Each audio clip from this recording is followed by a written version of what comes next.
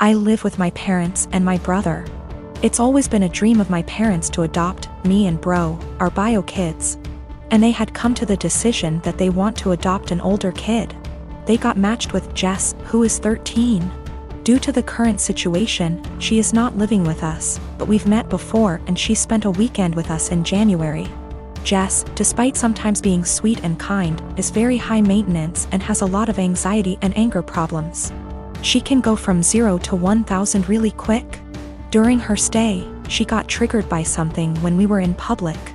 She and I went to a clothes shop and my parents were in a cafe nearby. Some guy accidentally grabbed her by her shoulder as he thought she was his daughter, and he apologized immediately and started screaming. I was the only person there, and I tried to calm her down, but she ran off. She was found, shaken, but safe, an hour later. I then got grounded as I had failed in being responsible for my sister. I said I didn't have a sister. My parents were angry about this and said that how dare I be rude about her, don't I know how much she's been through? She's had other outbursts, but none so huge in public. She can be cold and untrusting and was very clingy to my parents. I do admire her and think she's very brave, but I don't want to live with her. My parents call Jess often. I often say hi and try to be civil and supportive. But it seems like the only thing my parents can talk about is Jess and how brave she is, and she isn't even here yet. We live in a 3-bedroom house, and my parents promised to move to a bigger one later this year. Recently, my parents broke the news to me that Jess will move into my room, and I can pick whether I want to share a room with bro or Jess. I don't want to share with either. My brother is messy, loud, and is your average 9-year-old boy, and Jess has night terrors and screams the house down. And it's enough having to open my house to her, but I value my privacy a lot and don't want her in my room, which is like my special place. I was crushed.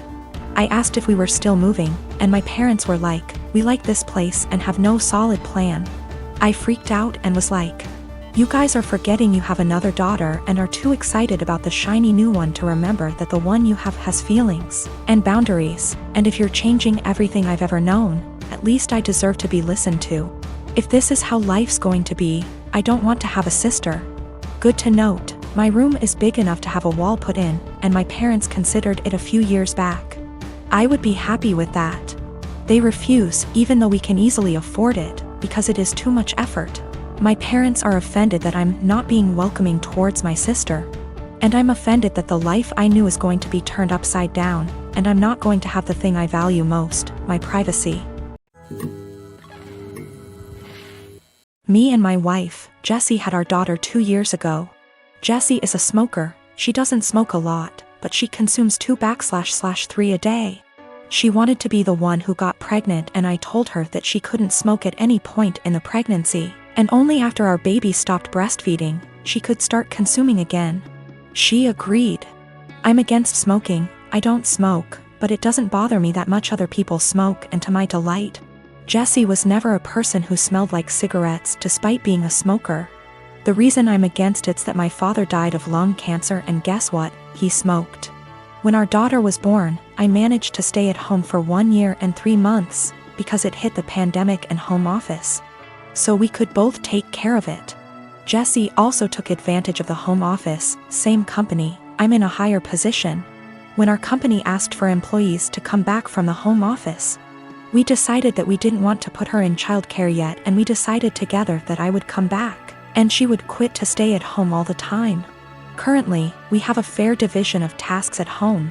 When I get home from work, I take care of our daughter so she can rest, and 2 days a week, part-time, I work at home so as not to overload. I know she stays overwhelmed, but I try to help. Recently, our daughter weaned, and Jessie came to talk to me that she wanted to finally start smoking again. I said that I wouldn't pay for them, but I pay for everything.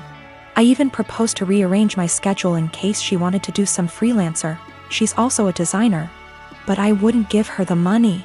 THR cigarettes are my limit. She was annoyed, saying that we agreed on her being somm and that I would provide financially for the family, including her expenses, and I am going behind our agreed. I never paid / would pay for a cigarette of hers, and she has known this for years. She's still mad at me. saying I'm using being the breadwinner to not let her smoke and forcing her to look for another way to earn money to buy something she wants. I don't know if I'm wrong, but cigarettes are a choice and a bad addiction. I don't feel comfortable paying for it. Given my family history, I always made it very clear that I would never pay for a cigarette. When we made the decision for her to be some, I told her I wouldn't feel right paying for her cigarette, and she reassured me that it was something I wouldn't have to worry about. She does freelance to make some purchases she wants. There are months when we are tighter and we can't do some shopping, so she does freelancing. It's rare, but it happens, and on those days, our daughter stays with me even if it's at my service. I never limited any of her purchases, ever, if not because of tight money. For more extravagant purchases of hers that I can't afford, she freelances and buys. So I suggested she do one a month that covers her entire cigarette stash, and I would help by staying with our daughter. She is not entirely financially dependent on me. When she wants to buy something that I can't afford with our money, she makes a design request. My husband and I have been married for 21 years. We have 2 adult children. One is in college out of state and the other is in the Navy. When we first got married, my husband was in Navy, and we spent the first 10 years of our marriage moving from place to place, wherever his new duty station was. I found it hard to make friends, and I could not keep a job, so I made a difficult decision and decided to be a som. When he got out of the Navy 11 years ago, he took a job and we moved. 3 years in, he got offered a job in another part of the company. However, it was in another state, so we moved again. We stayed there for 6 years. I went back to college and got my degree and began looking for work. I found a job I liked in my field, and 6 months into working, he said he was offered a job with a new company and wanted to take it. But that would mean we would be moving almost 2,000 miles from where we were in a new state. I reluctantly agreed because the new state would have more job opportunities for me and we would be closer to our family, which is something that we have not had in many years. Last night my husband came up to me and said that there was a job opening in his company and he wanted to apply for it. It would mean a pay raise and better hours, but the caveat would be that we have to move again. We have been living in our new state for 3 years.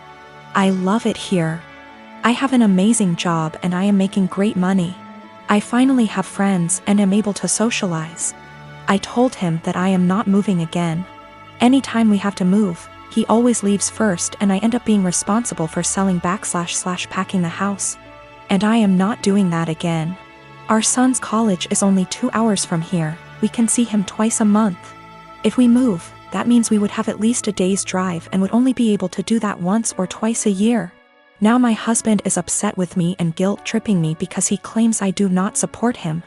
I told him that was BS because I spent most of my life moving from place to place to support his career. He told me that I am selfish and he is just trying to provide for us. I told him that we are more than comfortable where we are now, and that if he truly wants to take the job, he will be going alone. My husband and I have been together since I was 15 and he was 17. He joined the Navy right after graduation from high school when he was 18 and I was 16, but had to wait 2 years before we could marry. He works for a company that has plants in 15 states. He is currently in middle management, but if he wants to advance his career further, he would need to go to another plant out of state. Financially, we are more than comfortable. We do not need any more money. My son plans to stay in the place he is after college. We have a great relationship with him and he comes home 1 time a month and we see him 1 time a month.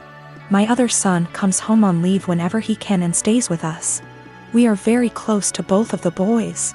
I talked to my husband again tonight and told him quite firmly that moving again was not an option for me.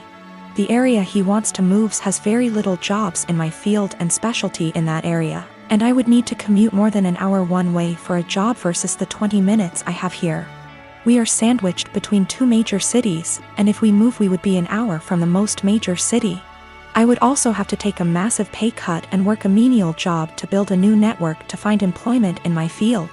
My husband is disappointed in me for not wanting to leave. He left to stay with a friend because he needs to think. He doesn't understand why I would force him to turn down an opportunity to advance his career further. I told him to take all the time he needs, but I am not moving again.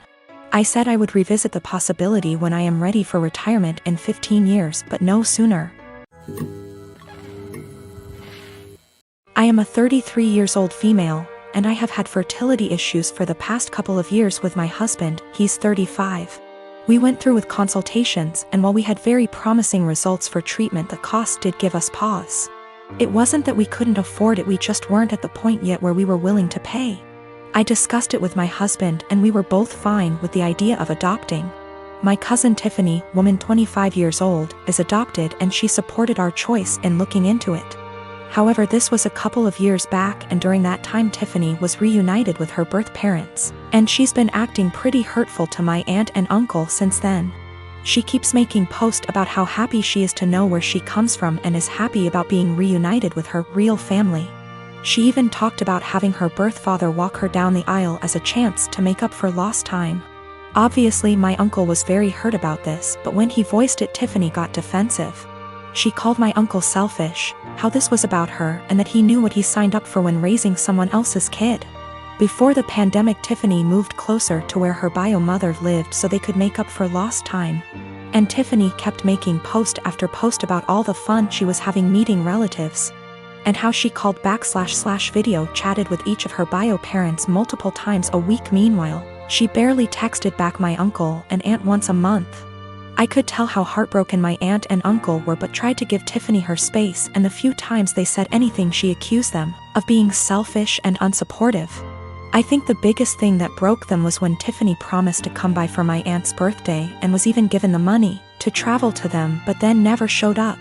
She called literally the day before to say that her bio mom had an emergency so she wasn't going to make it, but didn't give back the money. I am completely disgusted by Tiffany's behavior, and while I haven't completely ruled out adoption entirely, I did want to give medical-assisted conception a try. My husband supported this, and we are now currently expecting.